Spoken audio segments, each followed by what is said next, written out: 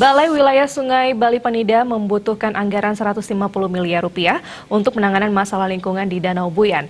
Dan tentunya dana tersebut dipergunakan untuk menata kawasan danau sehingga menarik perhatian wisatawan. Dilakukan mengingat Danau Buyan terus mengalami pendangkalan. Pendangkalan kian diperparah dengan serangan gulma enceng gondok yang mencapai 65 hektar. Kepala BWS Ketut Jayade mengaku sudah merancang penataan Danau Buyan dengan membuat kantong lumpur. Hal itu dinilai menjadi solusi untuk menangani sedimentasi dalam jangka panjang. Selain membuat kantong lumpur, BWS juga akan membuat tanggul di pinggir Danau Buyan. Desain tanggul akan dibuat menyerupai jogging track. Jogging track diharapkan dimanfaatkan wisatawan untuk menikmati panorama danau. Dana yang dibutuhkan sangat besar dan BWS meminta Pemkab Buleleng mendukung rencana ini untuk menjadi aspirasi daerah.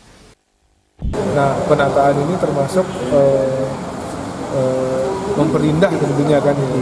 Nah, kalau bisa kita bisa bikin tanggul dengan di atasnya ada jogging track gitu ya. Umpama dari Dasong sampai ke Ulun Danu itu kan bagus sekali jadinya. Nah, karena itu saya mohon ke Pak Bupati untuk bisa membackup kami sebagai aspirasi daerah ke pusat untuk bisa di-backup ya, karena membutuhkan dana juga cukup lumayan ya, kurang lebih 150 miliar ya, gitu. Ya, Pak Bupati sudah bisa mengaspirasikan. Itu untuk menata tanggulnya aja, Pak? Menata tanggul, pengerukan, kemudian sedimentasi, terus untuk nah konsep kita nanti begini, air-air yang dari atas itu kan membawa lumpur. Nah, kita harus bikin kolam pengendapan dulu sebelum masuk ke danau. Sementara itu, BWS tengah rutin melakukan pembersihan enceng gondok dengan menggunakan alat berat.